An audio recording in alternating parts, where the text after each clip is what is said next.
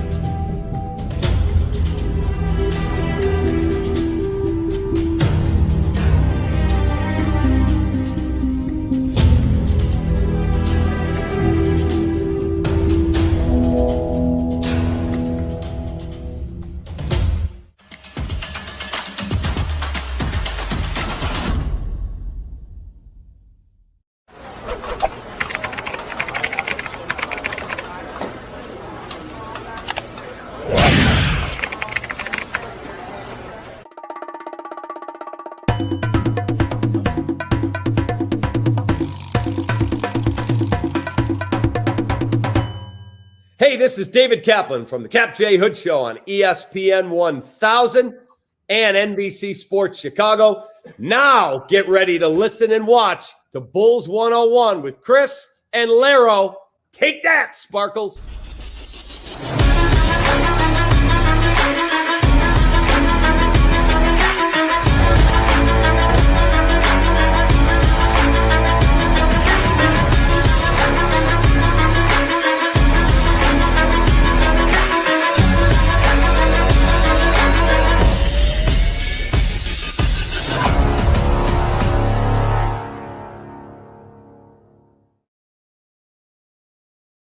What's up, Bulls fans? This is Chris Amundsen here with my guy Larro Golden on a Thanksgiving weekend for all of those in the United States. Wish you a happy Thanksgiving.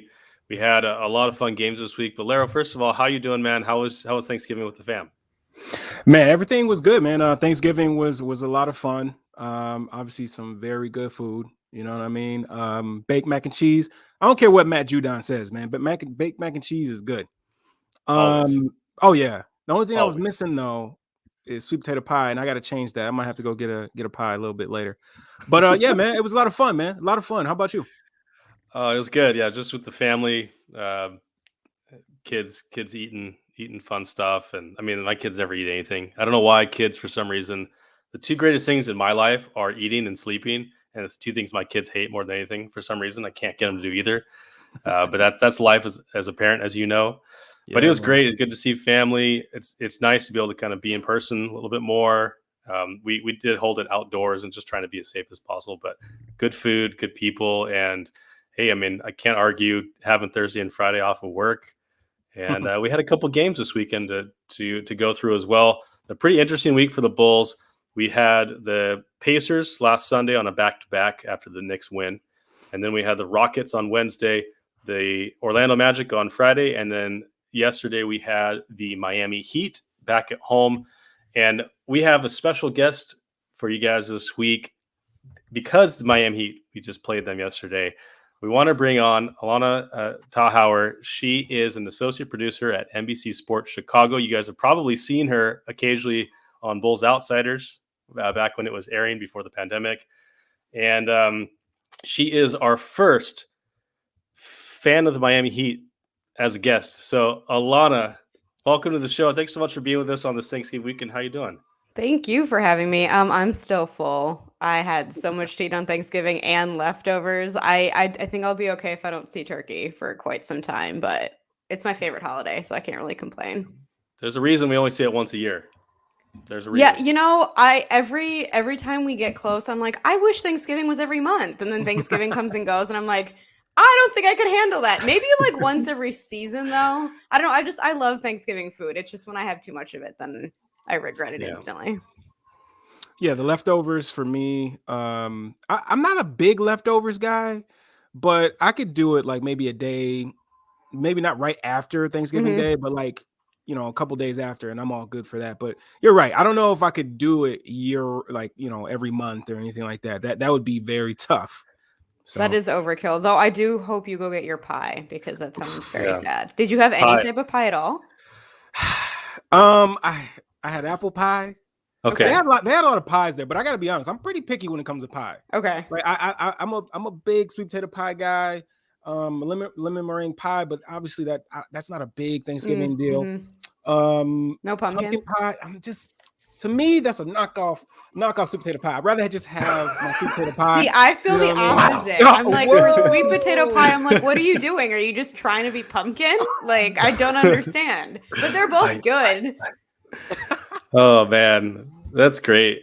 I love all pie. I'm a all pies in my life person. I definitely like all pies. I had a controversial take because my favorite part about Thanksgiving and Christmas season, it's eggnog season, baby. And I know Larro does not like eggnog, and people either love or hate eggnog. I love it. I love all the flavors. Give it all to me. I drink it, but a lot of people like dilute it with milk. Nope, I just drink it straight as much as I can drink because I only got 2 months to do it. See, I like it if you're mixing it with rum. I also don't have dairy, so it has to be non-dairy eggnog, which literally they have every type now, like almond, coconut. I think they probably have an oat milk one, but it has to be with rum. I can't do it by itself. Yeah, well, I don't do the alcoholic one, but it's a great drink, and it's just a great time of literally 2 months because then you can't find it anywhere. I don't know why they don't do it year round. There's no good reason for it, but I guess it's just a Christmas tradition kind of thing. So because it's not good. I was gonna say I don't think there's enough fans out there to have it year round.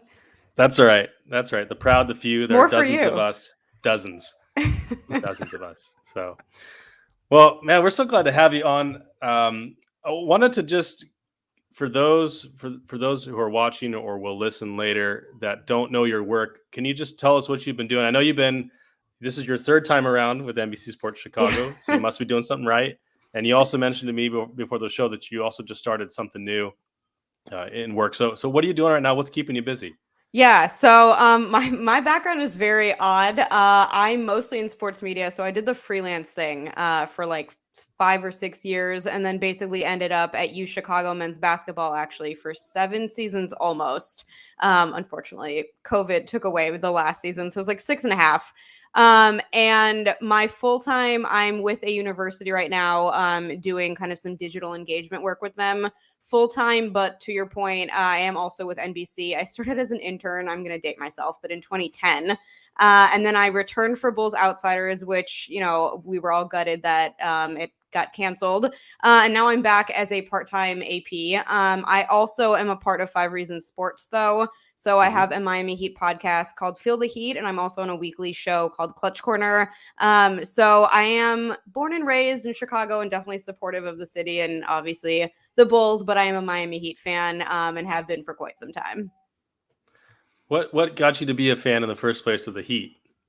So randomly in 5th grade, I followed 2 college players, Dwayne Wade and Carmelo Anthony. I have no idea why. I was not following college basketball. At the time when I wanted kids, was set on naming my son Melo, and then my other favorite was Dwayne Wade. So then when the Heat drafted him, I just automatically became a fan. But I was a Bulls fan, you know, through and through up until, I don't know, maybe 2010, 2011. And to be honest, when I was an intern with NBC, I covered mostly the Bulls because I got lucky. None of the other interns were NBA fans, which was really bizarre. But I got put on the Bulls beat, and it was a blessing and a curse because I had some great opportunities. But seeing the front office from the inside out kind of made me want to become a like full-time Miami Heat fan, because at the time the organization, it was getting worse and worse. Those were kind of like the glory days of Derrick Rose and Joakim Noah and Luol Deng, and the team was great. but the stuff that the organization was pulling at the time, at least as a media member, kind of turned me off a little bit. So I kind of went all the way to the Miami Heat. Again, I am so excited that, Bulls fans have something to look forward to. The team looks great now. And I want the best for them, but I am ride or die for Miami at this point. Wow. That's 2010, 2011. Wow. That's a year to choose to not be a Bulls fan. But no, I yeah, for those of you who not turned this off already. I know, but like I'm telling you, it is, and it's funny because I was talking to a coworker at NBC the other day. Once you get too far into something, you start seeing almost only the bad, and it's like great that the team is performing so well, and it was super exciting from that standpoint. But kind of like the hoops you had to jump through as a member of the media. I mean, the stuff they were pulling at the old practice facility, the Berto Center, was very interesting to say the least. So I think slowly but surely, especially once the Bulls kind of lost a little bit of momentum. And the funny thing is, people always ask me if I only became a Heat fan once LeBron joined. I actually was against the Big Three when that first started. And I always love to put this out there because people dig up tweets, and I was very vocal against it. I wanted it to be Wade's team. I didn't want LeBron to come in and take over. Obviously, I'm very glad he did and got us some championships. But yeah, it's just I'm really glad that the Bulls gutted out that front office because it was a shame, to be honest. Wow. Yeah, no, but honestly, the Heat have always been like a team that I've always paid attention to, just because I'm pretty sure you're familiar with Mark Caranzolis on Twitter, Mark K. He always gets me because like he thinks I have a huge bias against Chicago guys. And that may be true. And that's probably why like I like to watch the Heat here and there, because I'm a big D Wade guy. Like I follow the Chicago guys. Like I always root for them to do well. And obviously he did well. So I always love to catch those games. Like one of the games that always, like, I remember him hitting that shot from half court and just getting on top of the side table and looking at the crowd. And it was just like, I remember that moment. Like D Wade he was a problem, man. But like, I guess I have a question, like just off topic really quick in terms of like the Heat. Like, I guess if I had to ask you a question I wanted to know your WNBA side. Like, is there a team? Are you a Chicago Sky fan, or is there any players that you're a big fan of, or anything like that? So, admittingly, I have not followed the league very closely at all. However, I had a friend back in the day who I think interned at the Sky and then worked there for a while. So, the only team that I've ever actually followed was the Sky. And obviously, I happen to be in Chicago, but on top of that, kind of similarly to why I think a lot of people became Heat fans, I've heard only great things about the organization, in terms of the culture and on and off the court. So, again, admittedly, definitely not knowledgeable enough on the topic, but I mean, the Sky did it, and that's super exciting. And I think that Chicago fans as a city really deserve to have teams do well here, because over the years, that has not been the case often enough. For sure. Hey, speak of the devil and he shall appear. Here we go. Here we go. Is here in the comments. Well, saying Jimmy over Derek. Whoa, Allana. Wait a minute. I'm sorry. We're not doing this tonight. We don't have enough time.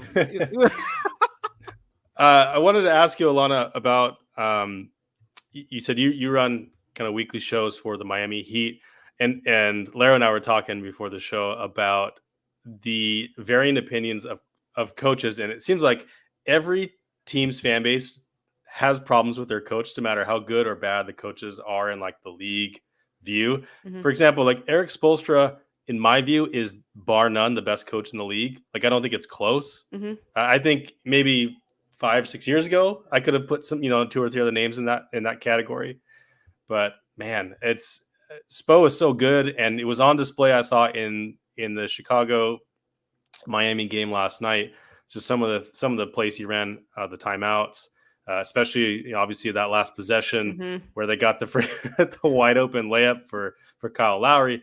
But are Heat fans, do they have criticism for Spo, or are you guys just like, hey, Spo's great. We're just happy to have him, or kind of what's the attitude about him? You know, it's funny. You picked the right or wrong, depending how you look at it, person to ask. I actually might be the most critical person of Spo that I have encountered. And that is not saying that I think he's elite. I would not trade him for the world. I have, however, been a little bit critical, especially these last few years, of some of his rotations. I think Spo is someone who on occasion gets tunnel vision, and if something was working for a set amount of time, does not want to adjust that plan because he thinks that guys can work through it. Sometimes they can, and sometimes sticking to the plan is great. But there's times when, things are going wrong or an injury's occurred or, it's just we need some change, even if it's for a few minutes, and he doesn't always do that. So I have not really heard many people have criticism of him. I have been steady in this opinion for the last few seasons. But with that said, I think to your point, a few years ago, maybe 5 years ago, I could have put 2, 3, 4 other coaches in that conversation. But yeah, now there's no one else I would rather have, even with that criticism. Yeah, it's funny. I was just telling Kris I was watching your podcast, and you had brought that up. You had, I believe, it was Clippy and Kaylee. Yep. Isn't it? Yeah, and you definitely had brought that up about how the rotations and like tunnel vision. That is all. It caught me off guard because, like I said, like we have Billy, and we've Jim Boylan, we've had, from Jim Boylan to Billy, you guys should be throwing a celebration every day. And we have. But like watching the Heat game, and then, like I said, when I was listening to your pod, like, I'm like, wow, like, I feel like I was telling Kris this, if there are two teams that are like very good in their own ways, right, and they've kind of evenly matched, like the tipping point or the one thing that you need is the coach, right? The coach that can throw a curveball out there, that can just catch the opponent off guard, or just continuing the show, change up looks. I thought Spo did a good job of forcing guys. No, I shouldn't say forcing, but like putting guys that maybe the Bulls didn't want to take the shot at the moment to take those shots. And I just think that's just, ATOs out of timeouts, like the plays are just really good. So I guess I just wanted to bring up the fact of is like, man, it's just funny. Like I've been critical since day one, game one, I should say, of Billy, because I felt like, and then he kind of answered it in the presser that they just kind of focus more on the defensive side of the ball. But offensively in half court, it's too much isolation ball for me. Like the offense looks the best when the ball's moving, the ball's popping, guys are getting paint touches. And I guess just seeing Spo and the Heat just made me realize, like, man, we got a little ways to go. But like, how are you feeling overall about the Heat? Like, do you think they are title contenders? Do you think they are deep run kind of deal? Or like, how do you feel about the Heat? Yeah. So it's funny because I'm also, and I'm sure you heard this as well, if you listen to that, I'm very critical of Heat Twitter. It is crazy to me how every single game there is something that Heat Twitter picks apart. And even if we win, the criticism is there. Now, I'm not saying that there's not such a thing as constructive feedback, or constructive criticism. I think what I've said of Spo kind of falls into that. But for me, it's just the Trey Duncan narrative and the Bam isn't playing hard enough. And obviously last year, everyone was ready to give Tyler away for a bag of peanuts. So I consider myself a lot more realistic and a lot more patient, I think, than a lot of the other fans. Right now, I think the hot topic is Kyle and his shooting, and people are concerned. For me, it is still way too early to have that conversation. I don't even know how many games in, but we're not even a fourth, I think, of the way through the season. Kyle came from a completely different system. On top of that, he comes in as someone who his first job is to make guys like Jimmy and Bam look better. Then Jimmy's out with some injuries. Kyle's out as well. Our lineups do not stay consistent because, unfortunately, like every year, we have the injury bug early. So for me, for people to hit the panic button in Kyle right now is absurd. And it's hard for me to even take that seriously. If we are, halfway through the season and he's still having problems, fine. But at this point, I'm feeling pretty good about our team. Bam looks a little bit banged up. I think he has tendonitis in his knee, and it's showing. Yeah. Jimmy is now questionable for the next game. So there's stuff to figure out, and there's stuff that we have to work through. But I think we're sitting, second or third, I guess, depending on how today's games went in the East. I'm liking what I see. I do think that if there's a move to be made, at the deadline, we should do something, perhaps. I do think we're like one move away. But people are also forgetting Depot hasn't come back yet. So depending on what he looks like and what his role is going to be, this team could go even higher. And at the end of the day, we are built for the playoffs. I am not someone who thinks regular season doesn't matter at all, but I do think certain teams are going to thrive in certain environments. And if we can, make it to the playoffs in a healthy fashion and kind of figure out the kinks, then I think we're going to make a really deep run. Couldn't agree more. It's funny that you say that because Larro and I, when talking about kind of the hierarchy in the East before the season, one of the things I said was I think the Heat may struggle a little bit more offensively in the regular season, but that team is built for the playoffs because in the regular season, they don't have necessarily the depth and there's some injury history concerns, as you've mentioned, right? They seem to get that bug every year. And obviously, Jimmy always misses some time. Kyle's 35 and Dio's, he still hasn't played yet, right?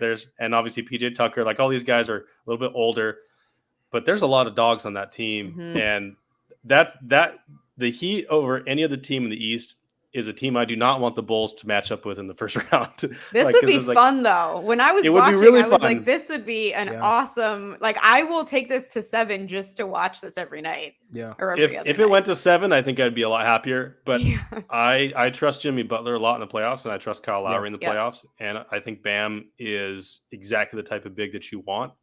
And as Larro's mentioned, with the Bulls, a lot of things you just said about the Heat, I think Larro and I have the same opinion about the Bulls, right? Like, hey, there's some kinks to work out. We lost Patrick Williams after he didn't have any preseason.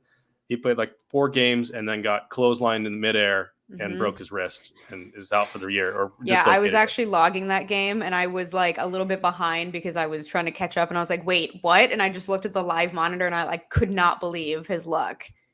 Yep. Yeah. So, obviously terrible luck. And then Vooch catches COVID and obviously he's shooting like Kyle Lowry right now. He's 30% from the floor and missing layups. And so that's been tough. But at the same time, as of last night's game, we were third in the East and we're, 13-8, I think, with some, with some good and some bad, but there's a lot to like about this team, and fans need to be more patient in general about coaching, about players and development and chemistry. But I think these two teams in the East have probably outperformed expectations more than anyone, or at least are expected to continue to outperform expectations. Whereas you got a team like the Wizards who have had a hot start, even the Hornets have had a hot start, but I don't think people believe in their playoff talent quite as much as they do the Heat and the Bulls. Now, obviously the Heat have proven it. The Bulls have not. None of those guys have ever been really that far in the playoffs. DeMar, I think he went second. Did he go second round or did he go conference finals once? I can't recall what their afters. I think he did conference finals once. But if you ask, the narrative around the league is that DeMar is a playoff choker, right? That seems to be that kind of thing. And Vooch has been in the playoffs once or twice, but these guys have a lot to prove. So it's just interesting to hear you talk about the Heat in that way, because a lot of those same thoughts that we've had with the Bulls. So I wanted to get into the game last night. I think we talked before. You were a little bit worried about the Heat in that game. I know you have a lot of people talking some smack. I was getting messages all day, just wait for tonight, and I'm just like, you wait. Why are you assuming I'm gonna lose? Going into this game, I thought the Bulls should have lost because they were coming off a back-to-back, and their schedule has been absolutely brutal. And I saw Chuck Swirsky talking about this. I didn't realize that the scheduling made no sense on that one. They were in Orlando, and instead of just staying near Miami, that's crazy. Yeah. I would be pissed if I was that team. I will admit that. I don't understand. And from our standpoint, if the Heat stayed in Miami, they could have spent Thanksgiving with their family. So it actually hurt both sides. Yeah. I didn't understand that at all. It was ridiculous. It was a ridiculous thing. And the Bulls just came off a 5-game in 7 nights West Coast road trip. They immediately came back to a back-to-back versus the Knicks and the Pacers. They got blown out from the Pacers by the Pacers because they were just tired. Yeah. These guys were exhausted coming into that game. They blow into the Rockets, then they blow out the Magic once they had a day of rest, which was kind of nice. Go figure. But then who knew that if you're not playing a game every night on the road, you might win. It's crazy. But yeah, coming into this game, I thought the Heat were going to take it early and take it to us. And they did a little bit, but the Bulls just kind of they kept there, even though I think they ended up with 23 turnovers, which was a season high by far. The Bulls averaged like 12 turnovers. I was impressed. I had a lot of fun with that game, even though they ultimately lost because of Gabe Vincent in the fourth. I thought it was a great performance. So what did you see from? I'll ask you about the Bulls first. What did you see from the Bulls in that game that got you excited or got you worried, maybe? Yeah, it's funny because as much as obviously people talk about Miami being gritty, and we are, and I think to your point earlier, this team's identity right now could not be stronger in line with basically what Pat Riley wants his team to be. They call it the kennel. We are a bunch of dogs, but the Bulls are gritty too. There's a lot of chips on a lot of people's shoulders. I think they do have a lot to prove. And the energy, I think, is crazy. I also think that they're visibly having fun out there, which makes all the difference in the world. Obviously, that's not going to guarantee a win. But the fact that they're enjoying themselves, I think, really have a lot of chemistry. That's what I love to watch in this particular team right now, how it's constructed. What worried me, I feel like there's some switch that goes off, at least so far this season within the Bulls, where they're like almost right there, and then all of a sudden they get over the hump, and then it's game over for the other team. And I don't really even remember what the exact moment was, but there was a moment where I was like, oh no. Like they were gaining, and all of a sudden the momentum picked up, and I was like, we're cooked. Because what happens is we go the opposite route, where it's almost, I don't want to say we get complacent, but I think we feel like, okay, we've hit a good rhythm. Things are working. They're going to keep working. And that's kind of where my Spo criticism comes in a little bit, because I think the players too are like, well, this has been working. Let's keep going. When sometimes it takes an adjustment or two to get you back on track. So that did concern me at one point. Also, like I said, Jimmy and Bam clearly are not themselves right now. Which also had me worried, because a lot of times Jimmy's the one who kind of takes over, especially in really close games. But Gabe Vincent, I mean, there was a lot of trash talking from Heat Twitter on Gabe going into this season, and even in the beginning of the season. And I'm not saying we're going to get this performance from him every night, but it's nice that he shut some people up. It's funny about Gabe Vincent, and like going into, I remember in the Olympics, like he played really well in the Olympics. So I thought that he was going to roll into the season like, good rhythm. Yep. And I happened to look like maybe just a tad bit. Well, I was looking at like how much the Heat play zone, and that popped up. But also like I stumbled upon Gabe Vincent, and like I think the last 5 games before the Bulls game, he was like 43% in the last 5 games, and he was shooting like 6 or 7 attempts in those games, so it wasn't like fluky. Right. But the thing about the Heat, and again, going back to Spo, like as someone that I coach, and as somebody that likes to look at the game when I'm watching the game as a coach, like it's so, I mean, the Heat just outright, they had a great game plan. That they weren't going to allow the Bulls to get out and run in transition. They weren't going to allow them to bring the ball up and get in straight into offense. They're going to full press you. They're going to grind you down. Well, they can't. We're too old, and the Bulls are too quick and too young for us. So there is no way. I mean, it's true. We can't be having that, or we're going to get cooked. It's just, the defense. I mean, they just had a great game. Even on offense, like I felt like you guys were finding a right shot almost every possession. You weren't rushing your shots. I felt like there was a bunch of possessions where we're going to under 10, but you kept moving, making an extra pass. I remember there was a play, Jimmy drove right baseline, and they set a hammer screen play for Duncan on the backside, and it was just beautiful. Like I'm like, this is just good stuff. And to go to your point where you were like, you're waiting for like the Bulls to make that moment where they took it off. I remember because I was watching the game, like, okay, that moment's gonna come. Mm-hmm. Like the Bulls just usually have that moment. And I remember DeMar DeRozan hit the N1 jump shot. He hit the jump shot and got fouled. And then I remember that was when Dedmon kicked the chair into the stands, and they got and I was like, oh, there it is. And I remember in the replay, if you go back and watch the replay, Jimmy was like, damn. Like you could tell Jimmy was like, oh, there it is. You know, like, but the Heat, they just, I mean, Kyle Lowry, man, he hit some big time shots. Yep. And, I mean, but to your point, Larro, there was a well-oiled machine. Yeah, kind of, it just looked really crisp in the fourth quarter. Like Gabe Vincent, the reason he was hitting those shots, he was wide open on a lot of those plays. They just got that stuff going, and that's where I think the Bulls, even though, as Allana mentioned, and we see it too, they've got good chemistry on the floor, and there's a lot of things clicking for them. But I think that's an area that Billy needs to continue to improve in and continue to expand that offense, because it gets a little bit my turn, your turn at points. And Zach did not have a good game shooting wise, and Vooch continues to struggle. DeMar came through, and DeMar is my favorable by far. I was so excited when I heard about that signing. I did not understand the criticism there at all. I thought people were insane. I'm so glad that he's proving everyone wrong, because forget the contract. I don't care. He was the perfect choice for this team. Yes. And we said that too. I was a little bit shocked at how much they traded to get him and how much they paid him. I thought it was going to be more around like low 20s. And I didn't think we'd be shipping out Thad Young. I thought we'd be shipping out Lauri Markkanen. So that's kind of the shock value of it to me. But as far as before he got signed, and there were rumors, I think Brian Windhorst had rumors of it.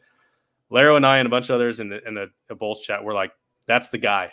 That's the guy. Like, that's the perfect person to put next to Zach, to take the ball out of his hands, to get him to the foul line, because the Bulls stunk at getting to the foul line, never got free throws. And Zach had all of it on his shoulders in the fourth. And DeMar is like, hey, let me just get you a bucket. I'm not going to turn it over. I'm going to draw a foul, or I'm going to make the right pass. That's literally it. He's so dependable. He puts his head down and just does his job. It's not flashy. It's like fundamental basketball, but it works every time so well. And people are still out here doubting him. Opponents too. You can see it. Even now, even though he's had such a great season already, it's kind of like, all right, like, he's good, but I don't feel like they give him the respect he deserves. And maybe by the end of the season, he'll get it. But if we're talking about chips on his shoulder, DeMar probably has the biggest one yet. To go to that point you brought up about teams not respecting him, was it the Jazz? They just continue to switch Eric Pascal onto him. Like, I'm just like, you just want to keep seeing this work? Like, I don't understand. I love it. I love it. He gets right to the nail. Pulls up every time. It's money, and they just keep letting him do it, and then it's so effortless. It's nothing for him. It's crazy. Yeah. I think, and the point I wanted to make in the fourth quarter here was the Bulls were missing shots and the Heat were making shots, but you could tell the difference in the quality of looks that each team was getting. And even though DeMar can take over and get those buckets, and it just seems automatic for him, when he's not, or when the Heat, made adjustments to that, or put two on him or whatever, try to get him out of rhythm, the Bulls were not moving the ball around well enough. And that's something that I think they need to do in general, because Zach does this a lot when the chips get down and it's like, it's go time. Sometimes he tries to put it all on his shoulders, and he just tries to take wild shots. And that's what sometimes he's used to after however many years. Because he's had to do that for like 7 years of his career. And so there's an adjustment period. And we expected a slower start, especially because they played 14 playoff teams in a freaking row. Yeah. And they ended up going 8-6, which I was real more than happy with. But that's something that I think that chemistry still has to continue to grow in that area. I'm glad that you as like you were worried about that click, that little thing, because that happens a lot in games where the Bulls they smell blood and they just attack. And sometimes it takes them 3.5 quarters to get there, and sometimes they get it in the first quarter. But usually once they kind of figure you out, they just keep going at you. And I thought, there's always a moment. And I think I I feel like for me, at least, I'm noticing it most with Lonzo, where suddenly there's just a shift in him where he's like, all right, like enough of this. And then he just goes to a whole nother level. And it's funny because when the Deadman thing happened, I was like, great, we're unraveling for literally no reason.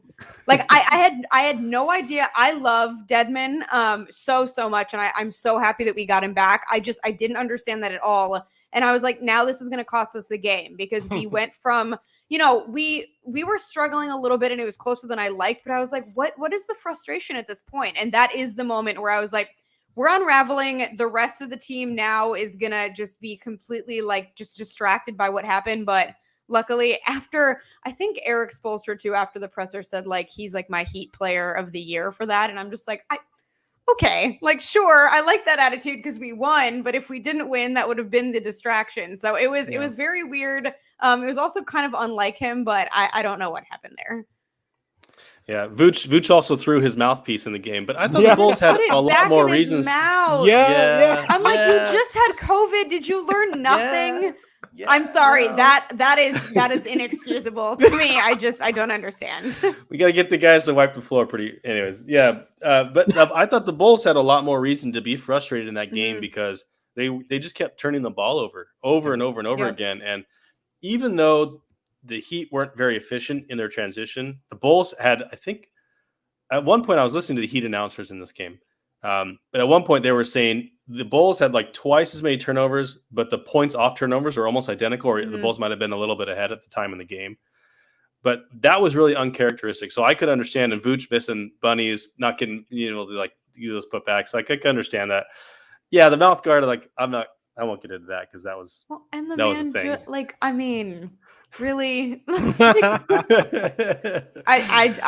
It was all over my timeline too. I was not the only, because I don't think I commented on it because I was like, let me not be this person. But then I looked and I was like, oh, everyone else is saying the same thing. I'm not crazy. We'll jump in. I have a question for you. So you said something at the beginning of not the beginning of the season, beginning of the pod about how Heat Twitter, they can be, all over the place. And I think I resonated with you so much on your point where, bringing up the fact of the situations that these players have been in before and now coming together, like it's going to take time. And I guess sometimes I get a little frustrated with the criticism on the timeline, specifically for Vooch, Kobe, who I've been labeled as the Kobe apologist for, which whatever. I just feel like if you're going to criticize, totally fine.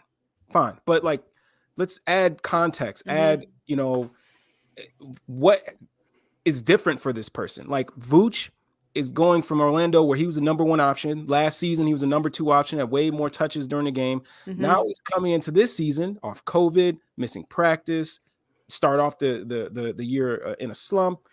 But now he's the third option. And some games second, and it hasn't been this season, but it's just, I guess I want to ask you, as someone that's been a Heat fan for a while, and you saw that the first year of the Big Three, and by no means am I saying that this is, LeBron, D Wade, and Bosh. That's right. That would be kind of an insult to our guys. I think our guys. Please continue. But how long did it take Bosh to really get all three of them to really click, in your opinion?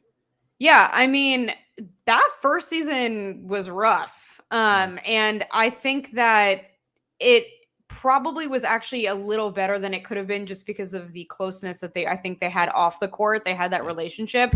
But that, that's why I can't get behind these just overblown statements about, whether it be Kyle or, even Tyler last year. To me, to your point, there's no context of it. It's like people are just dropping these players in and expecting them to be not even what they were before, because I was actually having a conversation with someone about this yesterday. If you look at Kyle has never been the guy that people want him, or some people want him to be this year. So it's almost twofold, where first of all, you're not giving him time to develop on this new team in the new system, but you're also not even looking back at kind of historically how he's played, you just want him to be who you want him to be. And I think there's a narrative component of, whether it is the Heat or the Bulls, that people get locked into this thought of this player should be this way for my team, and that's it. And to me, it's absurd. All the expectations put on Tyler Hero just because he had a great run in the bubble. Yeah. He was 20 at the time, maybe just turned 21. The bubble was a very strange environment, and yeah, the Heat thrived in it, but that doesn't mean that it's going to be the same outside of the bubble. People were blaming the fact that he had like a Chipotle bowl and his own cereal. It's expectations that people are putting on these players that, of course, they're never going to meet, and then people get let down by their own expectations. Yes, so, yeah, thank you. Chemistry takes time, whether you're talking about our guys or the Bulls. And to be honest, I think the Bulls, for how early it is in the season, look great. Like, I don't really see, Vooch, there is something left to be desired, but it's early. He's coming off of COVID. He noticeably, to me at least, lost weight that I think he's going to have to be, have to put back on. Kobe's coming into an entirely new situation. The Kobe thing, I don't understand, because we've had this conversation at NBC too, where some people are like, it's time to move on. And I'm like, move on from what? You haven't even actually seen him with this team. It's like, hey, this guy hasn't played basketball in 6 months. He comes to a team where literally the only person from last year is Zach LaVine, because at that time Patrick Williams is out and I'm sorry, Troy Brown Jr. is not playing, and Vooch is out with COVID. So the three people who knew from last season, I guess Javonte Green, but Javonte Green didn't really play last year. Right? It's like he went from the starting point guard of this team and being at the point of attack on defense in a different scheme to, hey, now you're a gunner off the bench. You got to fit in with this system. You read and react. You got Lonzo and Caruso holding the ball, and DeMar, and people are like, hey, why is he not scoring 20 points a game or 15 points a game on 38% shooting from three? And it's as you mentioned, though, this is what we say all the time. It's the fans who create the expectations and then are let down by their own expectations. And they're not realistic. They're literally not even realistic. It's not that they're setting these expectations that are a little too high. They're completely out of left field. They absolutely make no sense. It's too early, but they also just make no sense within the greater context of the team that's being put together. And to me, that's my biggest problem. The other thing that really just gets me going is they're like, let's get rid of him. Let's move him. Who are you getting rid of him for? Like, say Kobe or Tyler, or even now we're getting rid of Kyle Lowry. Like, who is it exactly that you want so badly on this team? And what is it that you're desiring that you're not getting? There's criticism constantly, and it's almost like people just want to be negative, and I'm just not that kind of person. So I am just like consistently against the majority of Heat Twitter at this point. Yeah, I felt this way, and Larro knows this. I felt very strongly about this last year with Wendell Carter Jr. because, and it was not helped by the fact that the people on the broadcast were like trashing him every game for stuff that wasn't actually true at all because of a lack of understanding of how defense works in 2020. But it was like, hey, Wendell, why don't you go from playing a blitzing scheme and never touching the ball on offense with Jim Boylan to now you are the hub of the offense, a high post passer. Also, we want you to shoot a lot of threes, even though you've never done that in your career. And, we want you to score 20 points a game. Like, just everything heaped on his shoulders. And the man improved at everything. He shot 36% from three last year. He doubled his assists. He lowered his fouls. He lowered his turnovers. He was one of the best screen setters in the league. Like, he was doing his job. He was improving. But because the team was having struggles and he had mental struggles with it and was open about it, Bulls Twitter just went at him constantly, made him the scapegoat. And once he got shipped out, the scapegoat became Denzel Valentine. And this year, so far, Denzel's the only I don't know how much I can protect Denzel. I'm sure he's a great guy, but like, no, he played poorly. He played. I thought he played really well at the beginning of the year. I thought he started off really strong. His defense was better. He was shooting. He was making better decisions. But as the year progressed, his shooting went down and he started making wild decisions. And I thought he deserved basketball criticism. A little bit bizarre too. Like, I'm all for being confident, but there's confident and there's like not being self-aware enough to understand that, like, you're a liability at this point for this team, so maybe you shouldn't be so outspoken. That's I why don't it's know. funny He's in that Cleveland now, right? Yeah. he is. Okay, He I is. don't know how he's doing there. I wish him nothing but the best, but Yeah, I think that's where it kind of it kind of crosses over that line, right? I think it's fine to have basketball criticisms Mhm. or things you say, hey, I think you can do this better, or I'd like you to do less of this. We do that all the time on our show, and obviously you do too. But when it gets a little too personal sometimes, and people just are trying to be negative and make it personal and have these unrealistic expectations. So, yeah, I mean, it's really funny that you say that. I wish because, that more players yeah. honestly would call people out, because I don't know if you guys saw, Bam indirectly called out Heat Twitter a few days ago. There is now this campaign of like, Bam needs to become the best 3-point shooter on the team. And it's Oh, like, yeah, that's I did really see not that. what his role should be. Like, okay, I would be thrilled if his 3-point game improved, but that's not where he needs to focus. And basically in some interview, he was like, I would really love it if people would stop, because it's never going to happen. And just because you're tweeting that you want me to do it doesn't mean that like he basically put a stop to it. And I loved it, because I feel like if more players do that, people would stop talking. What's crazy is like when players do, respond, then they're the bad guy. Oh, you should be focusing on practicing. You should be focusing. And it's like, winning. Yeah, KD, why are you on Twitter? Yeah. Responding to trolls. They can't win sometimes. Katie. Well, I am personally grateful for his tweets. I my just have Thanksgiving never seen a gratefuls more insecure person in my life, and I don't understand it. This man is so talented. There is no reason for him not to wholeheartedly believe in himself, and this dude's out here with like 75 burners defending himself 24/7. Katie, I take issue with that. But I do think, yeah, fans don't like being called out, and I understand why players don't do that. Me personally, I found that so satisfying, because I'm like, why would 3-point shooting be what you want Bam to get better at? There's a lot of stuff that Bam can improve on, but right now, him becoming our leading 3-point scorer, that's just silly to me. Like that, and that's just not realistic. Yeah, no, I like Bam is like, I believe I haven't really like paid attention like recently, but I felt like at the beginning of the season, Bam was like, his confidence level offensively was like at another level that I was used to. Has he taken a step back in terms of that aggression? Yeah. So, I think that Bam came out of the offseason, obviously, with an Olympic gold medal, which helped. Yes. He absolutely put on weight as well, which was great, weight and muscle. I think that Bam, and this is honestly, I think it's a personality thing. So for me, I am no longer really the type of person to like dwell on it, just because I think that at a certain point, people have limitations within their personality. I don't think that Bam will ever see himself as like the go-to guy. For him, he's going to look at Jimmy and he's going to look at Kyle.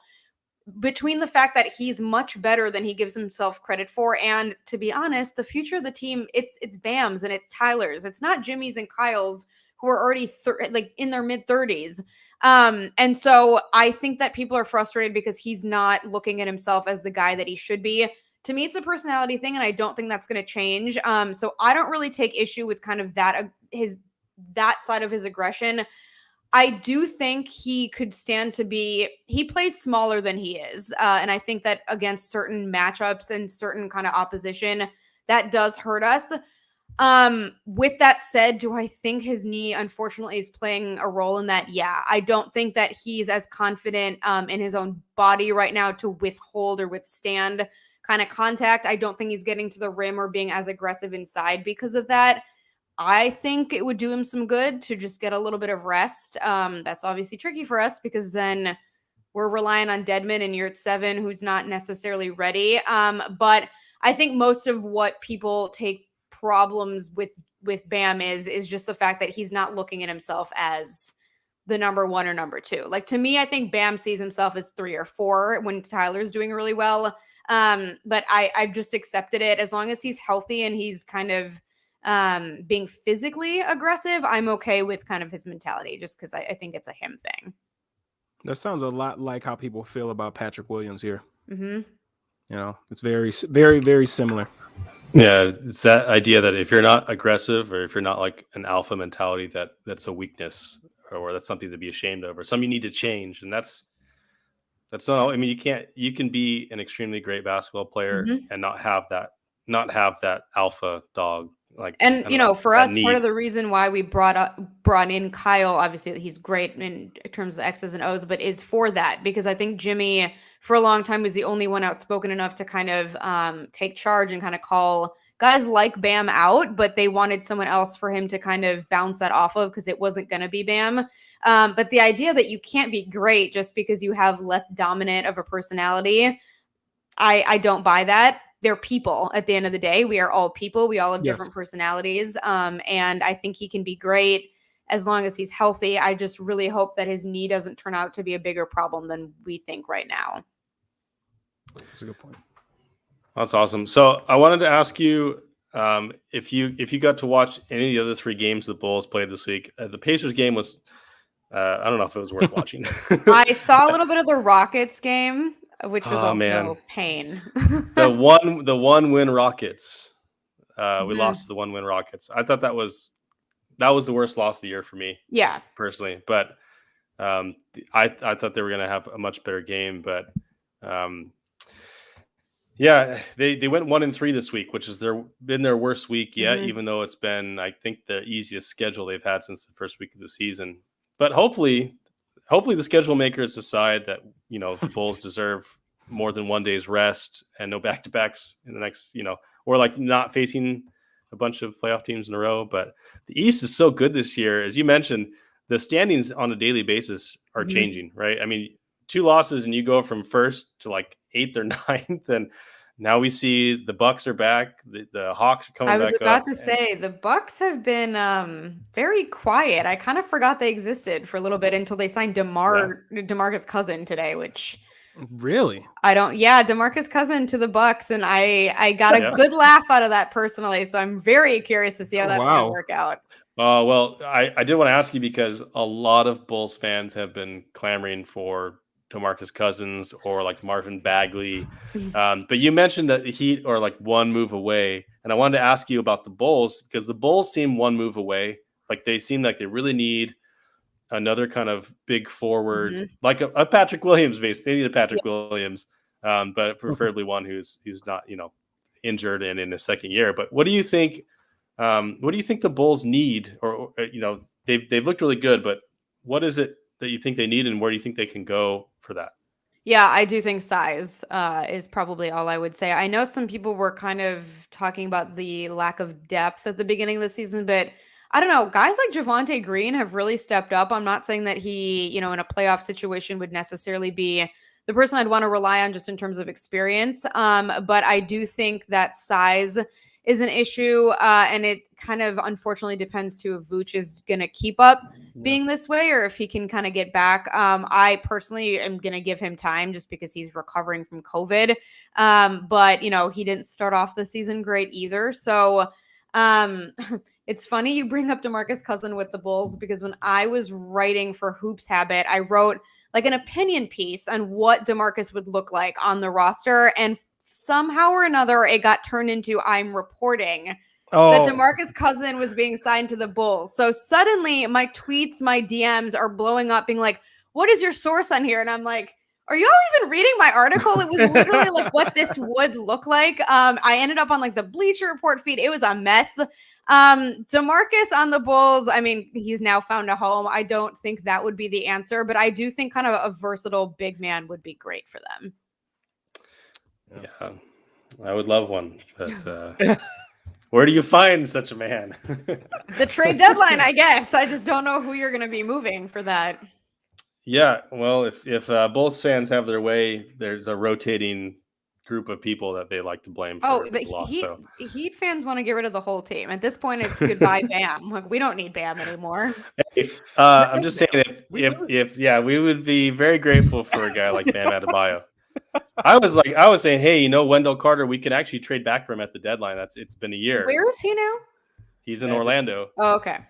Yeah, he had 26 and 10 against us, even though we won the game. He's looking good. He's shooting 40% from free.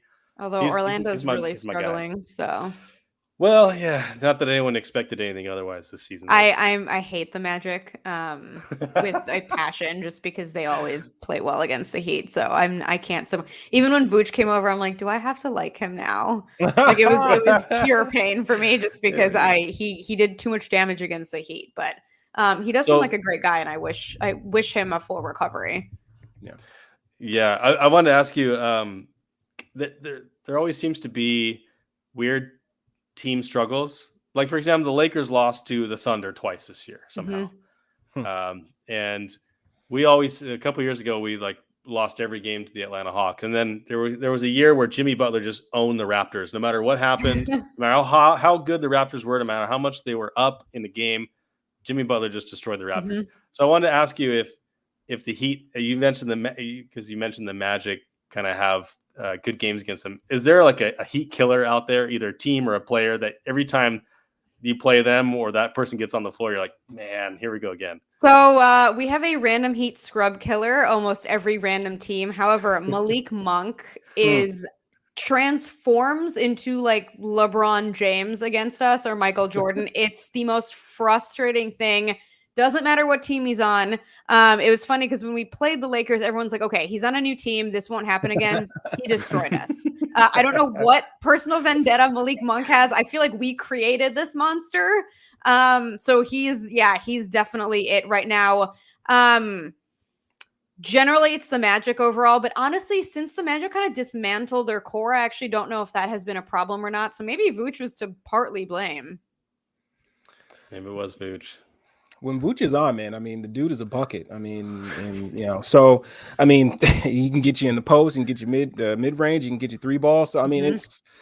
I've heard of this. I'd like to see it at some point this year. You've heard of this version of him. You don't know where it is, but we saw a little bit last year when it was just him after Zach got COVID. But man, I think the Bulls have another gear on offense. Not only are they not playing to their effectiveness, I think scheme wise, I think Vooch has another gear that, I mean, is he going to shoot like 40% at the rim for the rest of the year? I don't think so. Like there's nothing, it doesn't look like there's anything wrong with him. It just he's missing bunnies. And that's, I think, the thing with the criticism from, for both fan bases, it's stuff that is going to eventually sort itself out.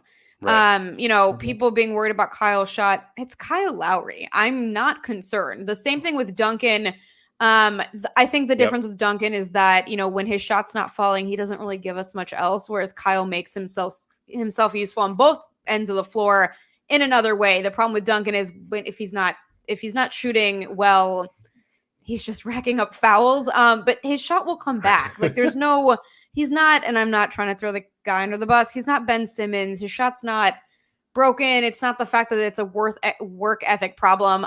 So I think the same thing for both, for Vooch, this isn't going to be Vooch all season. It sucks that it's been hard before COVID, and then he obviously has to recover from that. But I think that, to your point, Bulls fans should be excited, because if they're looking like this and Vooch is not performing well, imagine when he starts doing so.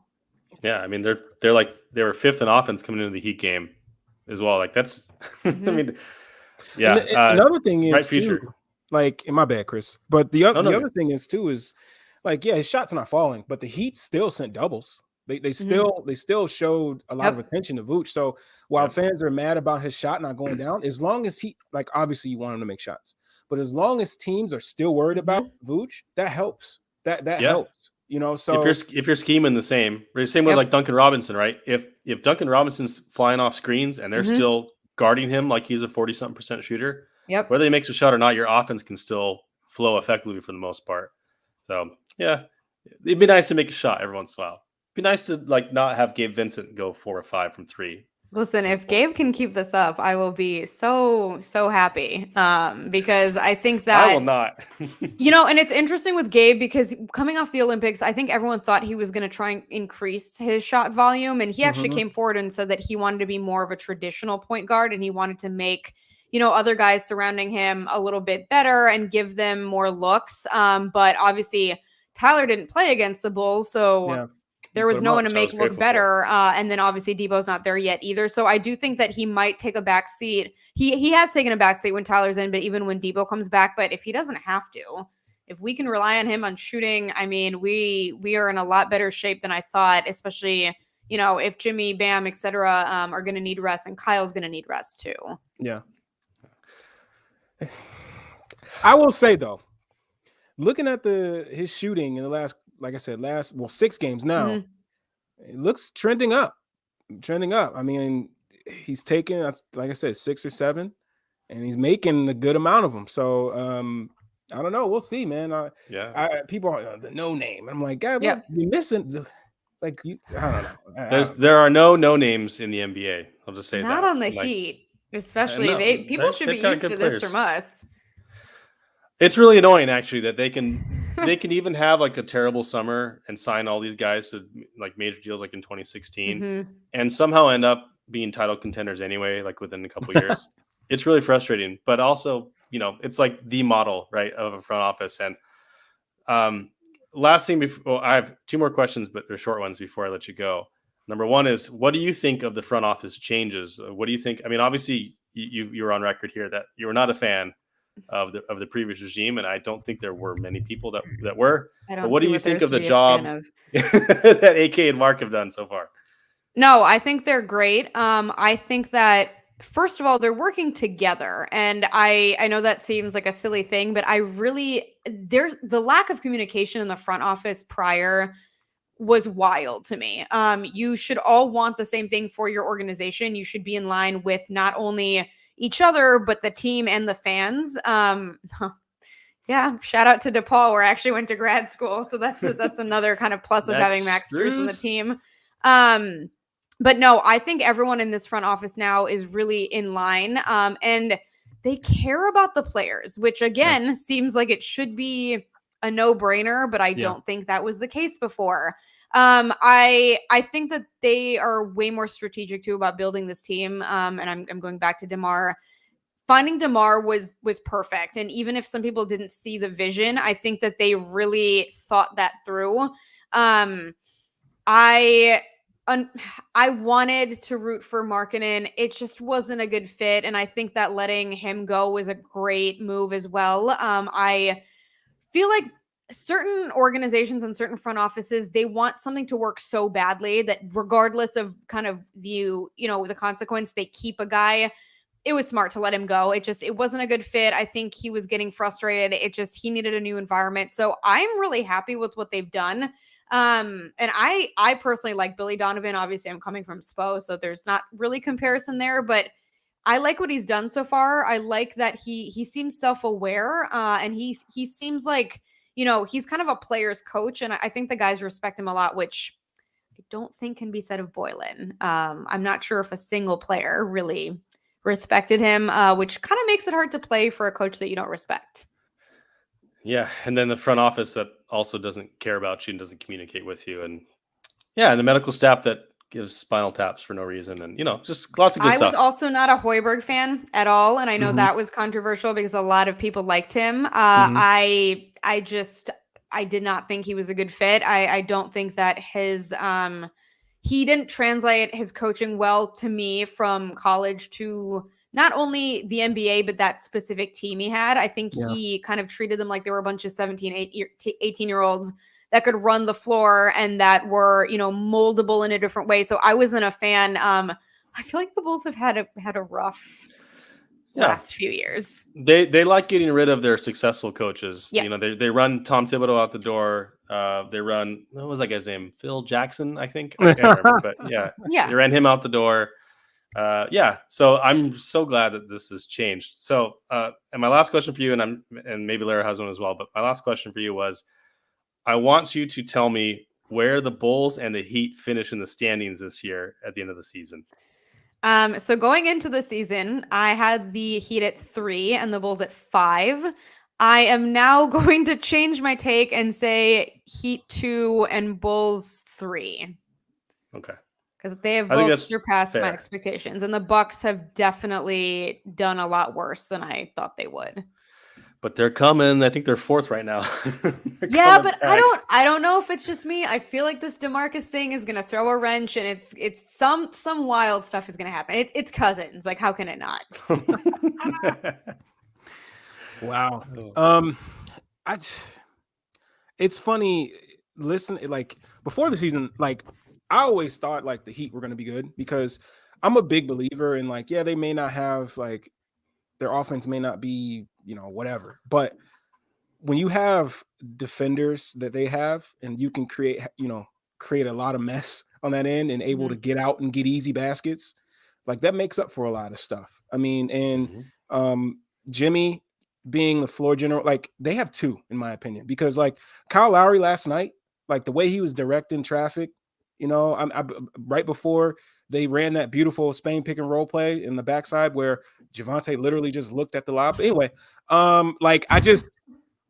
it's just that type of stuff that matters. And it is regular season, and there are going to be some games where guys are going to be like, man, I don't feel like playing tonight.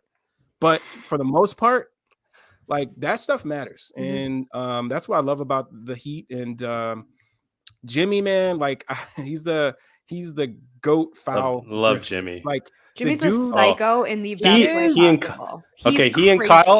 He and Kyle are award-winning actors on the court. Yes. I mean, it's amazing stuff that they get away with.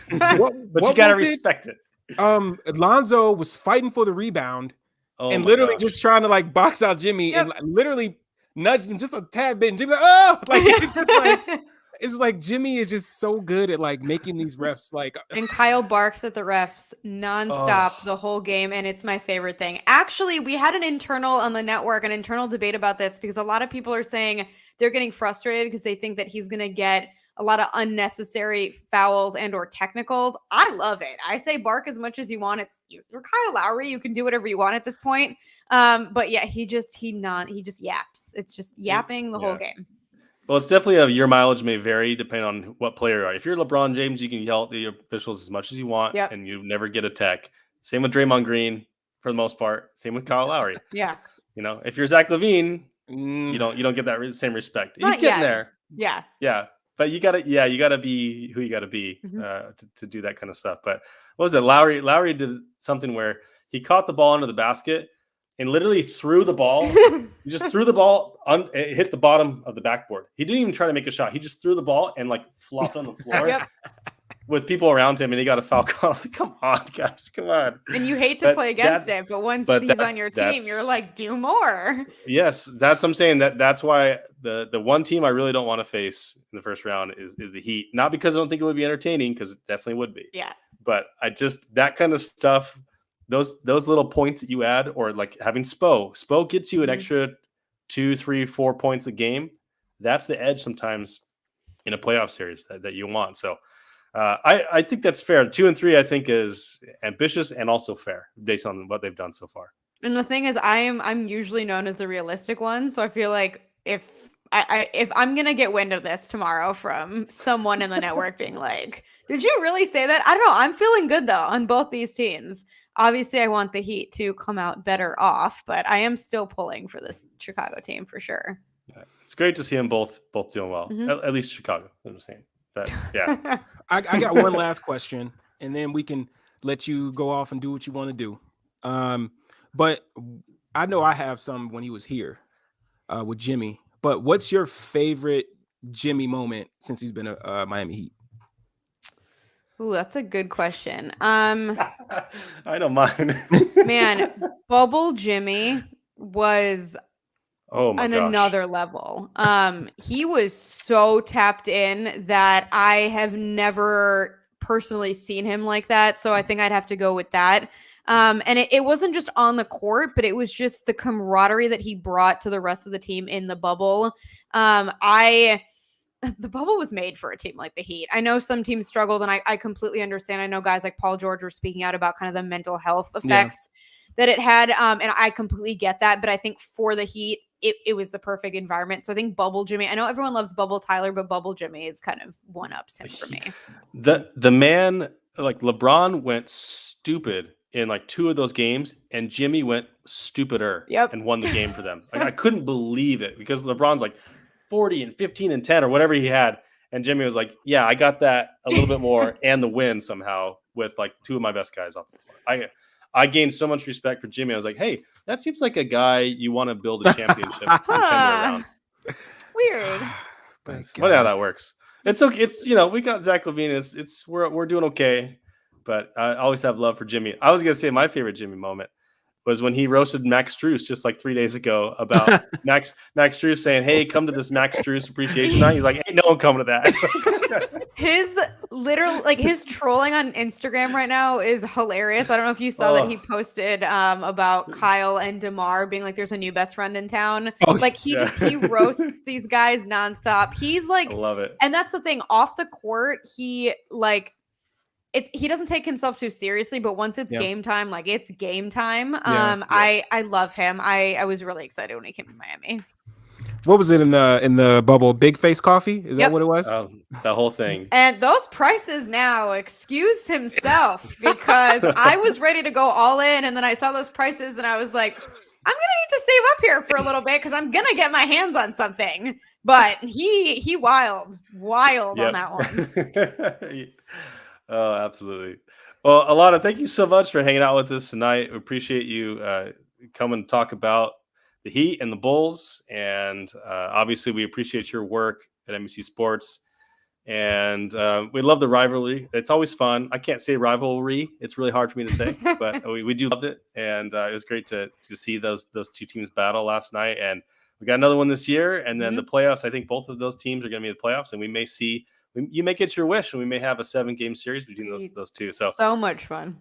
Oh, it'll be awesome. So Allana, let everyone know where they can find you and your work, and we'll let you go. Yeah. So I'm just Allana Tachauer, like it's on screen, but Tachauer on Twitter and Instagram. And like I said, me and my co-host Michael Christian have our own podcast, Feel the Heat. And then Clutch Corner is on Wednesday nights. Depending on the time, we sometimes take over the post-game show. So we're going to be doing post-game. I believe we played Cleveland on Wednesday, but it was a blast. And thank you for letting me talk some Heat in here too. I feel like I snuck enough Heat talk in with the both of you as well. Well, I think it's always good for that. Yeah. Yeah. No. Yeah.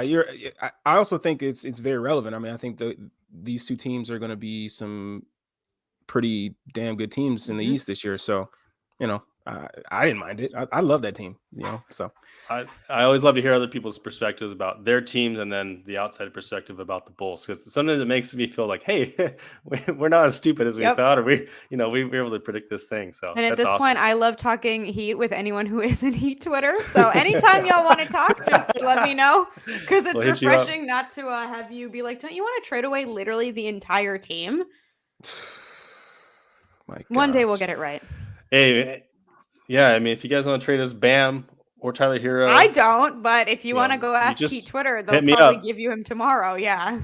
That's right. We'll hit up Arturus, you know what I mean? That man's doing work. Anyways, thank you guys so much for listening in, for watching. For those of you that get to listen later, give the Barroom Network 5-star review whenever you can. Check out the other shows. Thanks for watching Bulls 101. We'll catch you guys next time. See ya. Peace. Let's go!